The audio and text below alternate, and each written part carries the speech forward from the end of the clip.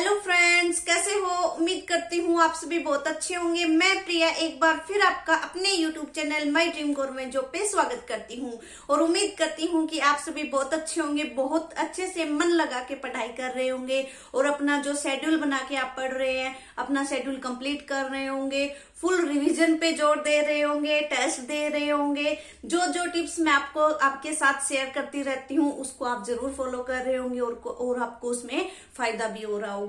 आज हम बात करने वाले हैं कि आपके जो 25 दिन बचे हैं उनमें कौन सा वो स्मार्ट वर्क करें, हम कौन सी स्मार्ट स्टडी करें, कौन सा ऐसा तरीका अपनाएं जिससे अपनी लाइफ के 25 से 30 साल जो है वो सुधर जाएंगे, वो अच्छे होने वाले हैं, वो सुनहरे होने वाले हैं। सिर्फ 25 दिनों की बात है और आपको क्या करना है, इसमें घबराना भी नहीं है कि आपको ये कहते हैं सिर्फ 25 दिन ये हो जाएगा वो हो जाएगा, ऐसे करके आपको डराया भी जाएगा। तो आपको डरना नहीं है। इसमें सबसे पहली जो बात है वो है संयम बना के रखो, धैर्य बना के रखो। आपको हड़बड़ाना नहीं है। किसी किसी के साथ तो ये होगा, एक बार ये बुक उठा ली, एक बार दूसरी बुक उठा ली, अब इसमें से एक टॉपिक पूरा नहीं किया, फिर मन में चलेगा अरे उसका भी बाकी है मेरा, फिर उसमें पढ़ोगे। हड़बड़ाना नहीं है आपको। अच्छे से रात को सोने से पहले एक टाइम टेबल बना लो अपना कि कल मुझे क्या करना है, कल कौन सा टॉपिक मुझे पढ़ना है। उस हिसाब से मन लगा के जी लगा के पढ़ो। ऐसे नहीं है फटाफट निकाल दिया, ध्यान कहीं और है, टॉपिक पढ़ रहे हो, ये नहीं हुआ वो नहीं हुआ, ऐसा आपको बिल्कुल भी नहीं करना है।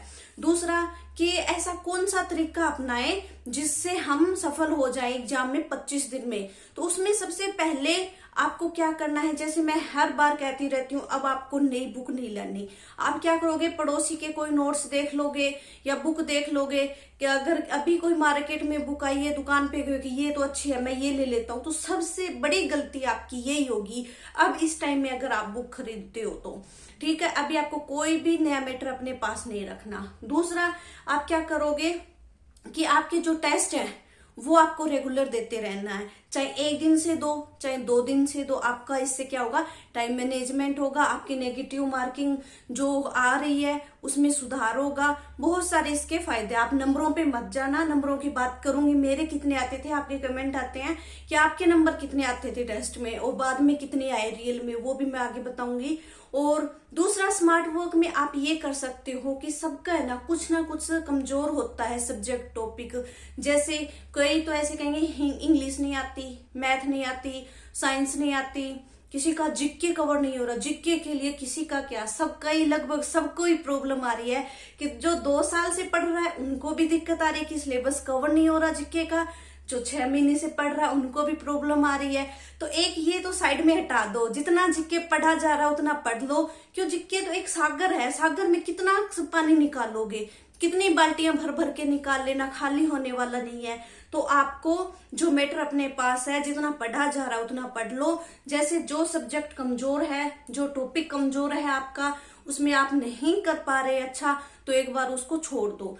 जैसे कोई अगर पूरा सब्जेक्ट ही आपको नहीं आ रहा, मैथ नहीं आ रहा मान लिया, तो ये नहीं है कि मैथ को आप 100% ही छोड़ दो। कुछ ना कुछ तो आता होगा, 1-2 टॉपिक तो आपको आते होंगे, कुछ ना कुछ तो करो उसमें। जैसे सूत्र याद कर लो ना, तो कहीं ना कहीं तो काम आएंगे।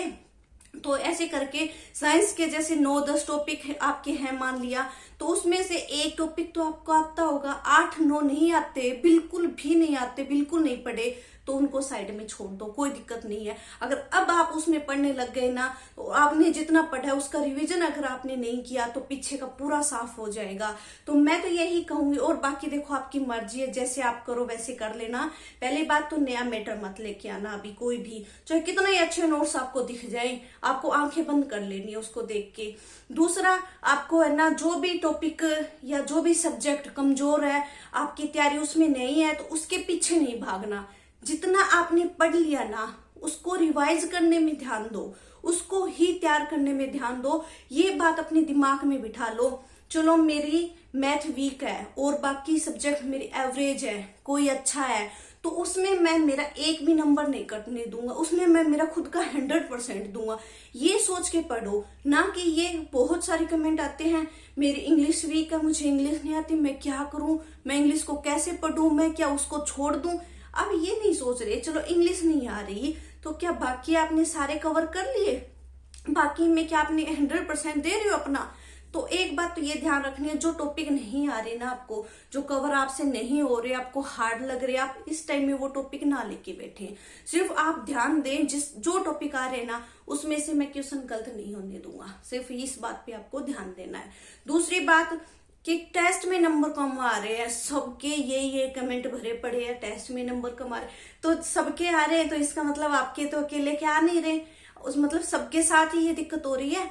मेरी बात बताऊं मैं, जैसे कलाम ने जो कलाम कोचिंग है उसने टेस्ट करवाने शुरू किए थे ना सबके राज्य स्तर पे, तो उसमें मैंने पहला जो परी टेस्ट था ना उसका दिया, उसमें 105 नंबर आए मेरे जो 2018-17 में रेट हुई थी ना उसमें भी 105, और अभी ये 2021 में हुआ तो उसमें भी 105।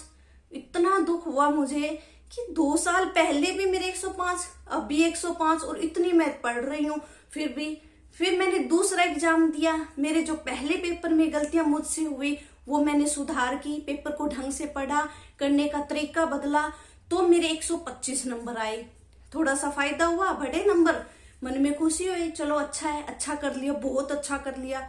और जब मेन एग्जाम हुआ रीट का उसमें मेरे 136 नंबर आए थे, तो अब देख लो कितना फर्क था पेपर में। तो आपको भी अभी घबराना नहीं है, अभी जो कोचिंग वाले टेस्ट बनाते हैं ना वो हार्ड होते हैं थोड़े, तो आपके इस एग्जाम में जरूर इस पेपर से बहुत अच्छे नंबर आएंगे जो अपना मेन पेपर होगा, तो यही मान के चले। और नहीं तो आप मेरे रिजल्ट से ही सीख ले, मेरे रिजल्ट से ही संतुष्ट हो जाएं कि हाँ सही बात है, यहाँ अपने नंबर कम आ रहे हैं, मेन एग्जाम में अच्छे नंबर आएंगे। पहले 105 आए थे उसमें, फिर 125 आए और रियल में 136 आए। तो आप भी ये सोच सकते हो कि जो पेपर जो टेस्ट आप दे रहे हो वो ना कि नंबरों को देख के दो। अब आपको ये करना, आप गलती ना करें और आपका टाइम मैनेज हो सके, ये बात सोच के आपको पेपर देना है। और आपको मैंने पिछली वीडियो में जैसे बताया था कि आपको धैर्य बना के रखना है, सिर्फ दिमाग को 25 दिन कंट्रोल कर लो कि दिमाग तू मेरे हिसाब से चल, फिर मैं आगे पूरी पूरी जिंदगी तेरे दिमाग को कह दो कि आपके हिसाब से चलूंगा, सिर्फ 25 दिन मेरे हिसाब से चल लो।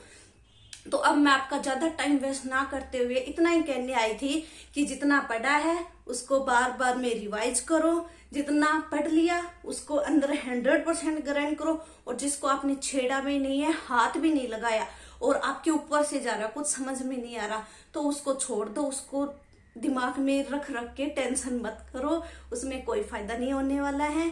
और अब आप पढ़ोगे, आपका जो रिजल्ट आएगा वो ही दुनिया देखेगी। और एक डर आपको ये भी सता रहा होगा कि अगर मेरा सिलेक्शन नहीं हुआ तो पड़ोसी क्या सोचेंगे, रिश्तेदार क्या सोचेंगे, मम्मी पापा क्या सोचेंगे कि मैंने पढ़ाई नहीं की, मैंने तो इतनी पढ़ाई की। आपको इस बात के बारे में भी बिल्कुल भी नहीं सोचना। पेपर दे लो एक बार, फिर सोचते रहना 25 दिन, सिर्फ और सिर्फ आपके दिमाग में ये बात चलनी चाहिए, मैंने ये सिलेबस कर लिया, हिंदी का कर लिया, जीके का कर लिया, मैथ का कर लिया, इतनी बार कर लिया, इतनी बार। सिर्फ इन बातों को छोड़ के 25 दिन के लिए प्लीज आप इन सब बातों से दूर रहना। आपको अपनी पढ़ाई के अलावा किसी के बारे में भी नहीं सोचना है, जो होगा अच्छा होगा, ये सोच के आपको पढ़ते हुए रहना है, आगे बढ़ते हुए रहना है। और मैं ऐसे ही उम्मीद करती हूँ कि आप पढ़ते रहेंगे, आगे बढ़ते रहेंगे। धन्यवाद।